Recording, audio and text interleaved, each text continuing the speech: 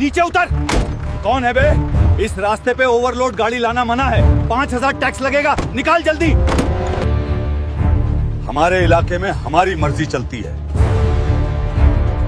इलाका आपका होगा इंस्पेक्टर, लेकिन ये देश हमारा है और हम यहां किसी के बाप को टैक्स देने नहीं, अपनी ड्यूटी करने आए हैं। रास्ता खाली करो।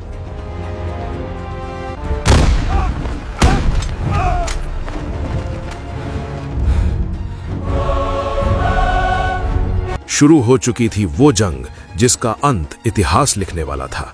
क्या बलवंत सिंह अपनी वर्दी की ताकत दिखा पाएगा या सेना का अनुशासन उसे उसकी असली जगह दिखाएगा?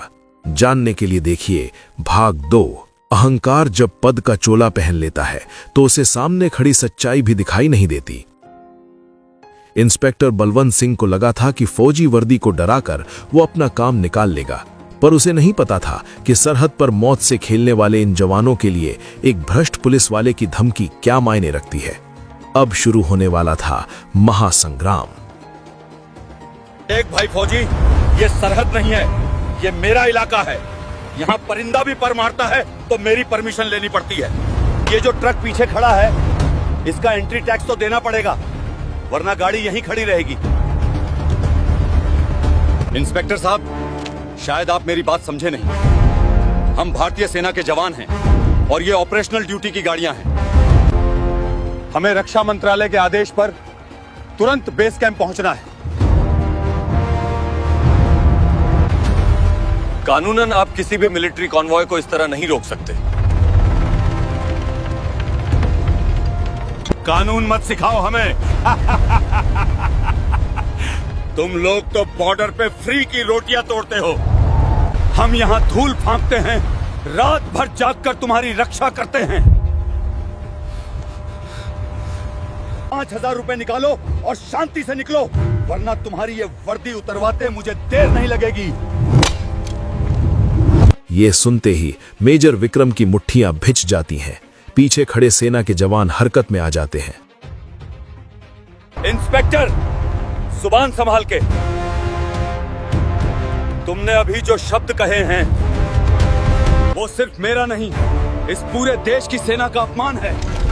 रास्ता छोड़ो, ये मेरा आखिरी वार्निंग है। अबे ओ छोटे लाल, देख रहा है ये हमें धमकी दे रहा है, निकाल बंदूक। छोटेलाल कांपते हाथों से अपनी सरकारी राइफल उठाता है। देखते ही देखते मेजर के इशारे पर ट्रक से 10-12 जवान नीचे उतर आते हैं। सबकी इंसास राइफलें पुलिस वालों की तरफ तन जाती हैं। माहौल में सन्नाटा छा गया। सिर्फ राइफलों के लोड होने की आवाज क्लिक क्लिक सुनाई दे रही थी। एक तरफ 2 पुलिस वाले और दूसरी तरफ 12 प्रशिक्षित फौजी जवान। बलवंत सिंह को अंदाजा नहीं था कि उसने शेर की मांद में हाथ डाल दिया है। बलवंत सिंह अब थोड़ा डर गया है, लेकिन उसका अहंकार उसे झुकने नहीं दे रहा। वो अपना मोबाइल निकालता है। तुम लोग हमें डराओगे? वीडियो बनाओ रे छोटे, देखो दुनिया को दिखाएंगे कि फौजी कैसे पुलिस थानों पे हमला कर रहे हैं। ये बगावत है। मैं अभी अपने साहब को बुलाता हूं। बुलाओ अपने साहब को। हम भी देखना चाहते हैं कि यहाँ का प्रशासन एक भ्रष्ट ऑफिसर को शह देता है या न्याय करता है। लेकिन याद रखना इंस्पेक्टर, अगर तुमने हाथ भी उठाया तो अंजाम भुगतने के लिए तैयार रहना। हेलो साहब, साहब जल्दी फोर्स भेजिए, पुराना लिंक रोड बरगद के पेड़ के पास। यहाँ कुछ फौजियों ने हमें घेर लिया है, हमारी जान को खतरा है।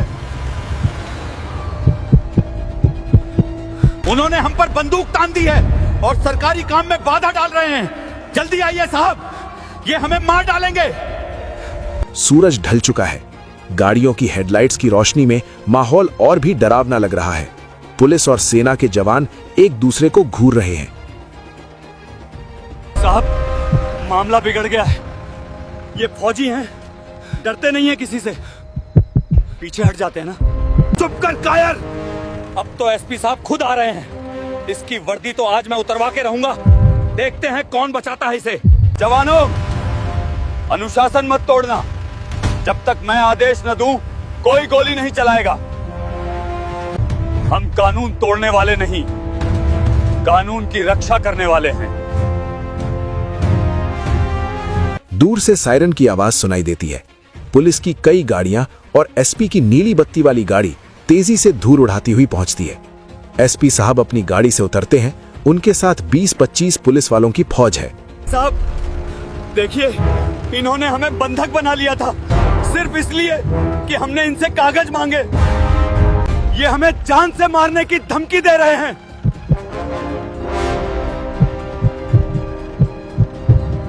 मेजर साहब, ये क्या बदतमीजी है? आप सिविल पुलिस पर हथियार कैसे तान सकते हैं? अपनी फौज को पीछे हटाइए और अभी के अभी माफी मांगिए, वरना मुझे कड़े कदम उठाने पड़ेंगे। मेजर विक्रम मुस्कुराते हैं। वो चुपचाप अपनी जेब से एक छोटी सी डिवाइस निकालते हैं और उसे एसपी की तरफ बढ़ाते हैं। साहब, माफी कौन मांगेगा ये तो आने वाला वक्त बताएगा। सच कड़वा होता है, सुन पाएंगे आप? क्या था उस डिवाइस में? क्या एसपी साहब अपने भ्रष्ट ऑफिसर का साथ देंगे या सच्चाई की जीत होगी? क्या ये विवाद एक बड़े खूनी संघर्ष में बदल जाएगा? देखिए आखिरी और सबसे धमाकेदार भाग 3 में।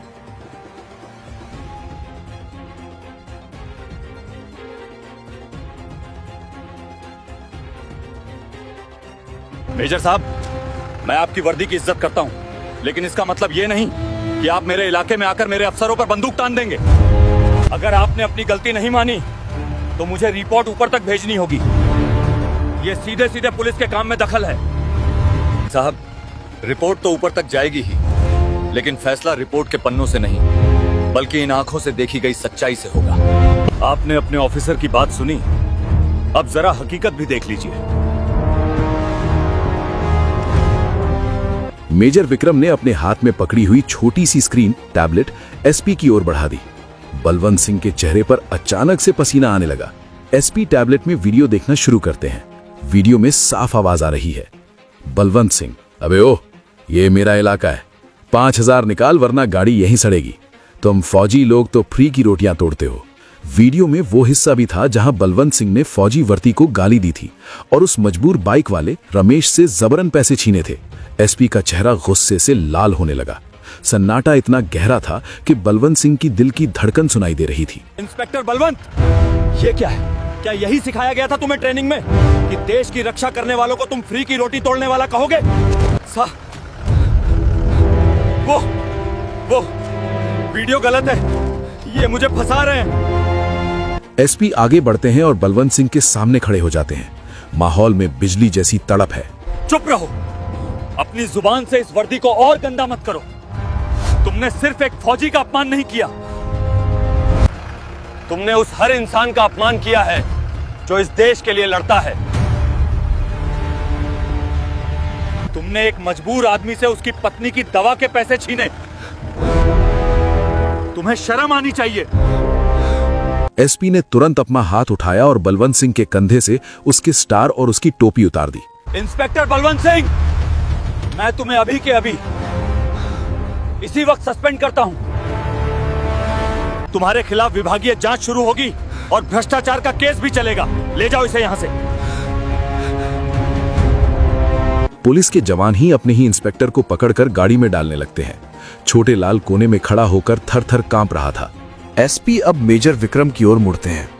उनका लहजा अब पूरी तरह बदल चुका था। उन्होंने अपनी टोपी ठीक की और मेजर को एक कड़क सैल्यूट दिया। मेजर साहब, मुझे बहुत दुख है कि मेरे विभाग के एक काली भेड़ की वजह से आपको यह सब झेलना पड़ा। मैं पूरे पुलिस विभाग की तरफ से आपसे और आपकी पूरी टीम से माफी मांगता हूं। खाकी हो या ऑलिव ग्रीन की हो, हम दोनों ही इस वतन के पहरेदार हैं। और आज आपने मुझे याद दिला दिया कि वर्दी का असली मतलब क्या होता है। साहब, लड़ाई किसी विभाग के खिलाफ नहीं थी, लड़ाई उस सोच के खिलाफ थी जो सत्ता के नशे में चूर होकर फर्ज भूल जाती है।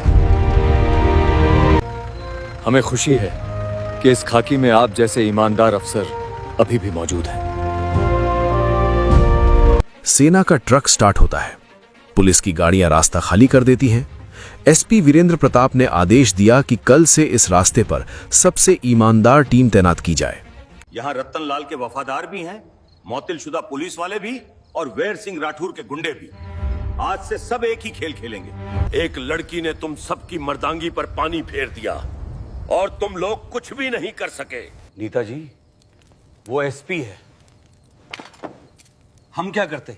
बकवास बंद करो। एसपी है, भगवान नहीं। इसे हटाने का तरीका भी है, बस दिमाग लगाना पड़ेगा। इसे उसी के खेल में फंसाना होगा। योजना ये थी कि नंदिनी वर्मा की इस गैर कानूनी रेड को ही उनके खिलाफ सबसे बड़ा हथियार बनाया जाए। मुझे अंदाजा नहीं था कि आज इस थाने में मेरे साथ क्या होने वाला है। मेरी आज जिला सेतापुर में बतौर एसपी नई पोस्टिंग हुई है। मैडम, हम बहुत मजबूरी में आपके पास आए हैं। हमें डर भी है मगर आपसे उम्मीद भी है। मैडम, गांव के एक बासर जमींदार ने हमारे साथ बदसलूकी की है। हम थाने गए थे लेकिन हमारी एफआईआर तक दर्ज नहीं की गई। उल्टा वो जमींदार थाने में आकर हमें धमकाता रहा। पुलिस वालों ने तो जैसे इसे सर आंखों पे बिठा रखा हो। मैं खुद आपके साथ चलूंगी और अभी चलूंगी। मेरी माँ की एफआईआर क्यों नहीं लिखी गई? अभी दर्ज करो वरना ऊपर तक शिकायत जाएगी। उसके बाद जो हुआ उसे देखकर किसी को अपनी आंखों पर यकीन नहीं होता। और जब आप ये कहानी पूरी सुनेंगे तो आपको भी यकीन करना मुश्किल हो जाएगा कि ऐसा भी हो सकता है। सेतापुर जिला का नाम तो बड़ा सीधा साधा था, लेकिन यहाँ के कानून के रास्ते बहुत टेढ़े मेढ़े थे। इसी जिला की कमान चंद हफ्ते पहले ही एक नई एसपी साहिबा ने संभाली थी। चंद हफ्ते पहले ही एक नई एसपी साहिबा ने संभाली थी। नाम था नंदिनी वर्मा। उम्र कोई 30 से 32 साल, लेकिन आंखों में ऐसी तेजी और चेहरे पर ऐसा एतमाद था कि बड़े बड़े मुजरम भी नजरें झुका लेते थे। नंदिनी के लिए सेतापुर महज एक और पोस्टिंग नहीं थी, बल्कि एक बड़ी चैलेंज थी। उसे मालूम था कि बाहर से शानदार दिखने वाले इस जिला के अंदर जरम और बदनवानी की जड़ें बहुत गहरी थी। इतने सारे केस, शुरुआत कहां से करूं?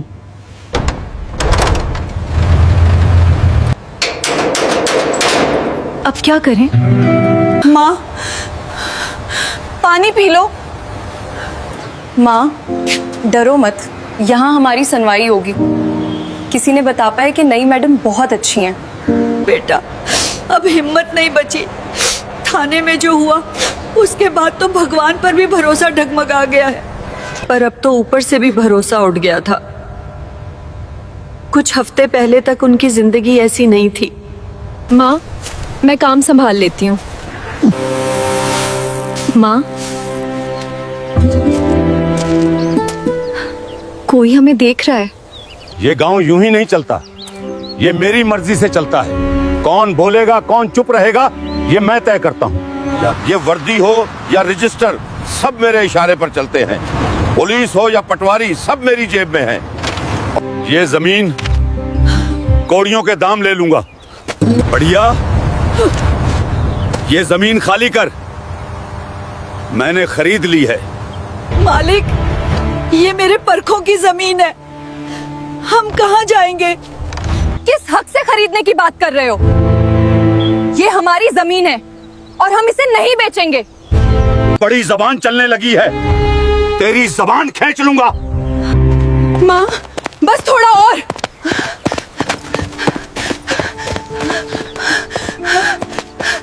क्या मसला है?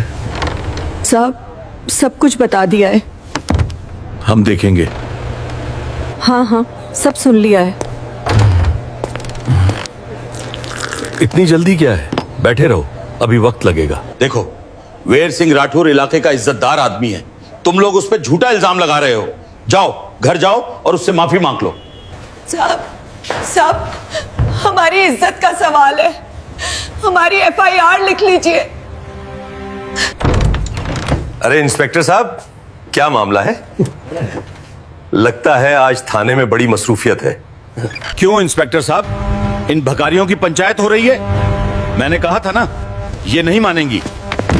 अरे मालिक, आप आइए, बैठिए। मैं तो बस इन्हें ही समझा रहा था कि आपकी शान में गुस्ताखी ना करें। इंस्पेक्टर साहब, इनको अच्छे से समझाइए, वरना अगली बार ये शिकायत करने के लायक भी नहीं रहेंगी। चलो यहां से निकलो।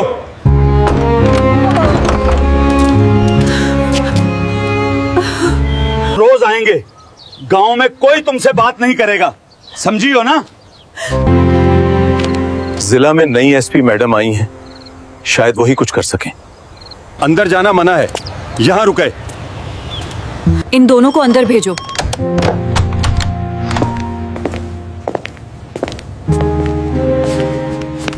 माँ जी, आप आराम से बैठ जाएं, पहले पानी पी लीजिए। मैडम, हमारे साथ सबने जुल्म किया है, हमें डराया गया, धमकाया गया और थाने में हमारी कोई सुनवाई नहीं हुई। मैडम, थानेदार रतन लाल ने हमारी मदद करने के बजाय हमें सबके सामने बेइज्जत किया और वीर सिंह राठौर वही थाने में बैठकर हमें धमकाता रहा। आप बेफिक्र रहें। अब ये मामला मैं खुद देखूंगी। ये वर्दी किसी को किचलने के लिए नहीं होती। आप दोनों मेरी जिम्मेदारी हैं।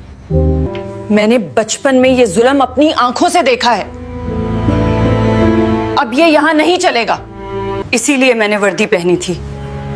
सिस्टम का हिस्सा बनने के लिए नहीं, उसे बदलने के लिए। अभी फोन करना ठीक नहीं होगा। वो झूठी एफआईआर भी कर सकता है, गवाहों को डरा देगा और तुम दोनों को नुकसान पहुंचा सकता है। वो सबूत नहीं छोड़ता, इसे रंगे हाथों पकड़ना होगा, वहीं जहां वो आम आदमी को डराता है। मां जी, आप फिक्र मत कीजिए, आपको इंसाफ मिलेगा और आज ही मिलेगा। लेकिन उसके लिए आपको मेरी एक मदद करनी होगी। कैसी मदद बेटा? आपको मेरे साथ एक बार फिर उसी थाने में चलना होगा।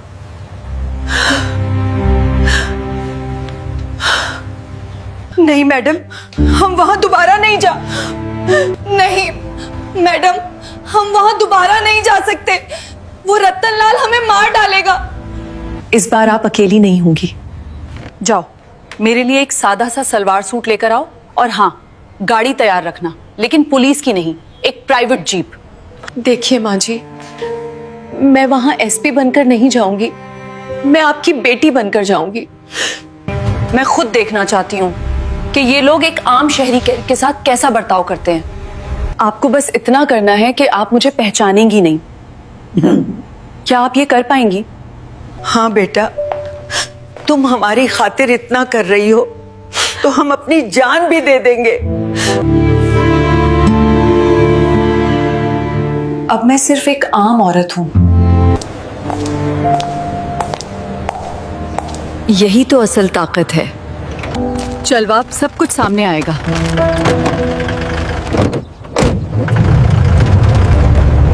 अब पीछे हटने का वक्त नहीं। ये सब हमारे लिए। हर चाल सोच समझकर। गलती वो करेंगे और वक्त आने पर बस एक ही बार काफी होगा। रोज का ही तो है, कुछ खास नहीं, बस यूं नहीं चल रहा है सब। चाय पी लो यार। वैसे भी यहाँ आज कुछ होने वाला नहीं। लगता है आज फिर कोई फरियाद लेकर आई हैं। ये कैसी जगह है बेटा? सांस लेना भी मुश्किल हो रहा है। सुनिए, ये थाना है, आरामगाह नहीं। क्या काम है? हमें रिपोर्ट लिखवानी है। इंस्पेक्टर साहब कहाँ हैं? इंस्पेक्टर साहब बिजी हैं, कल आना। हमें आज ही रिपोर्ट लिखवानी है और अभी लिखवानी है। अपने इंस्पेक्टर साहब को बुलाइए। अरे कोई है? देखो, ये कौन चला आया है? अरे ओ बढ़िया, तू फिर आ गई।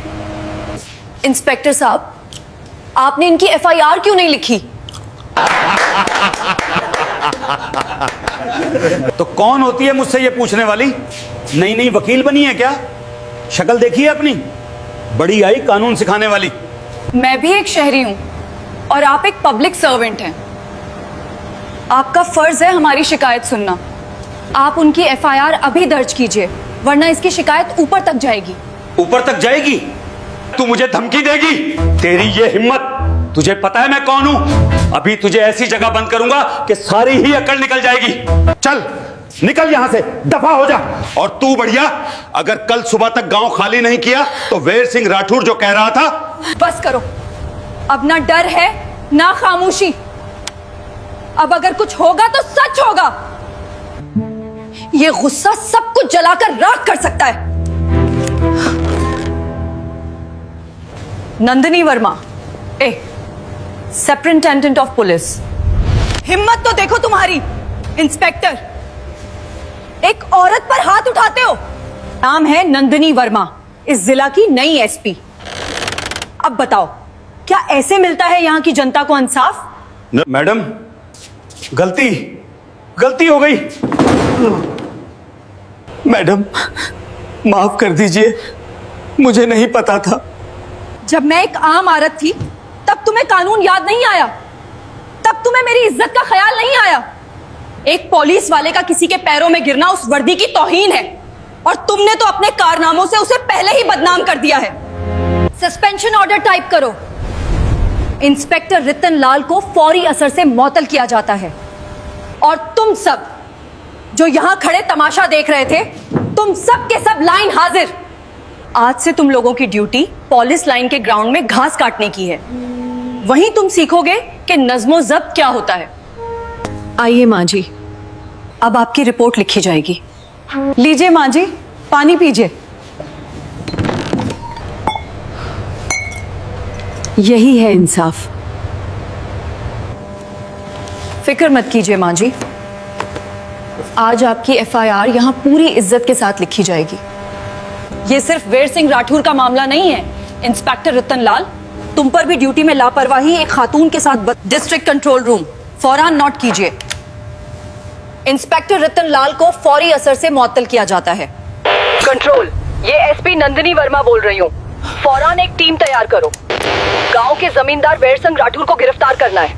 मैं चाहती हूँ कि अगले 1 घंटे में वो मेरी तहवील में हो। कोई बहाना कबूल नहीं किया जाएगा। 2 कौड़ी के लोगों को भी काबू में नहीं रख सका, तू किस काम का इंस्पेक्टर है तू? एक औरत आई और तेरी सारी वर्दी उतार दियो।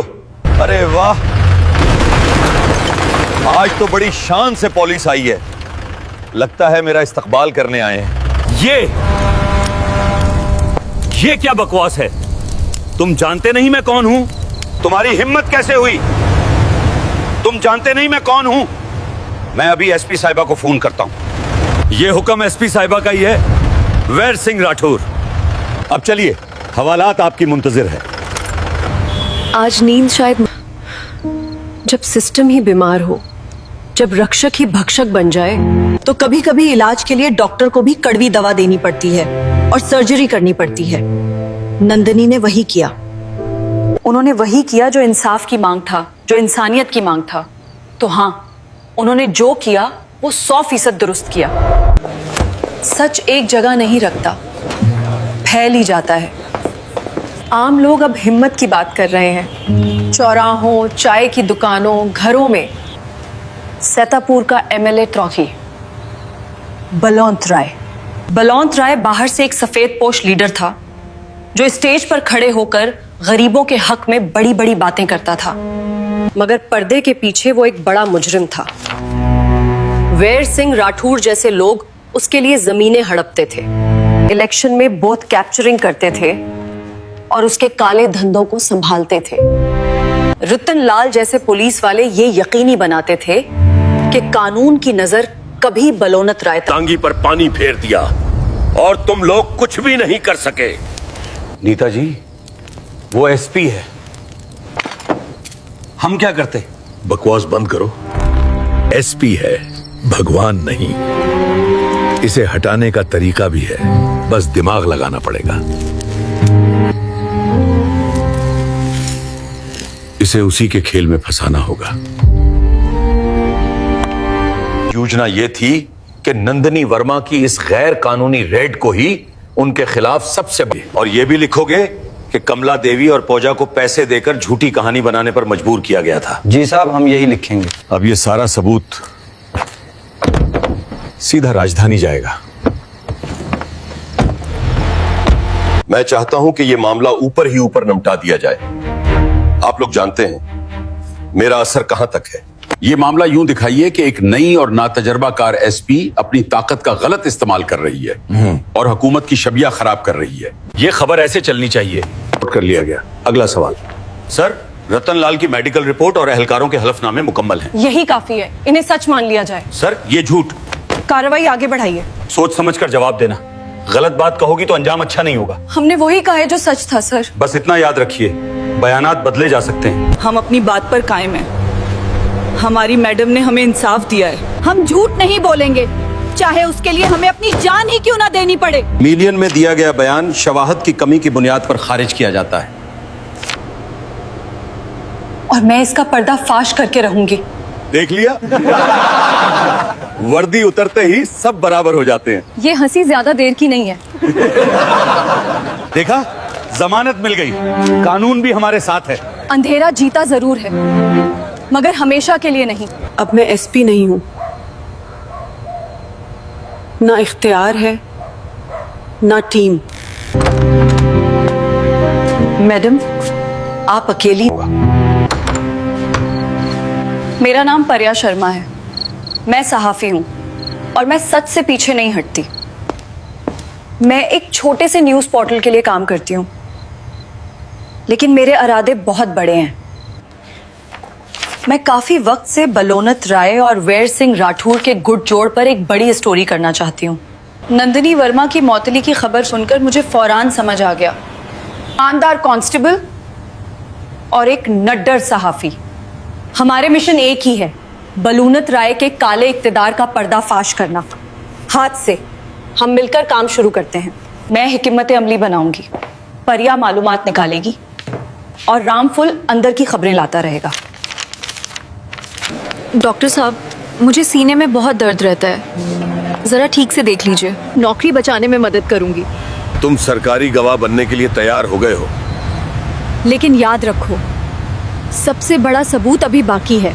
हमें बलवंत राय को सीधे वीर सिंह राठौर के काले धंधों से जोड़ना है। मुझे मालूम हुआ है बलवंत राय का एक पुराना मुंशी था जिसे उसने धोखा देकर निकाल दिया था। मुझे कुछ नहीं मालूम।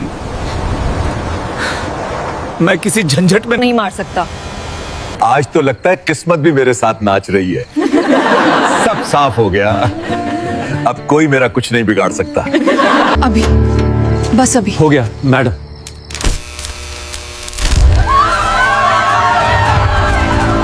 अरे ये क्या हो गया? लाइट गई है। इख्तिदार का गलत इस्तेमाल है। बलवंत राय को फौरन गिरफ्तार किया जाए। ऐवान में नजम कायम रखें। नजम कायम रखें। हुकूमत ने फौरी कार्रवाई का फैसला किया है। एक आजाद और आली सतही जांच कमेटी तश्कील दी जा रही है। किसी को बख्शा नहीं जाएगा। बलवंत राय, वीर सिंह राठौर, रतन लाल और डॉक्टर वर्मा, आप सबको गिरफ्तार किया जाता है। ये सब गलत फहमी है। अदालत में सफाई देना। नंदिनी वर्मा को बाइज्जत बुरी किया जाता है, उनकी मौतली मंसूख की